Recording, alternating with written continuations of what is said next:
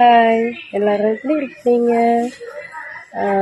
என்னென்னா நேற்று ஒரு போஸ்ட்டு போட்டேன். எங்கள் அம்மாவோட ஒரு ஃபோட்டோ, நானும் கூட இருப்பேன். அடிக்கடி எங்கள் அம்மாவோட ஞாபகம் இப்போ எனக்கு அதிகமாகுது, ஏன்னு தெரியல. அம்மா கூட இருக்கும்போது, நான் மேரேஜ்க்கு முன்னாடி சொல்கிறேன், அம்மா கூட இருக்கும்போது அம்மாவோட சண்டை போடுவோம், விளையாடுவோம், அழுதுருக்கேன், நம்ம அடிப்பாங்க, அதெல்லாம் நமக்கு தெரியலை.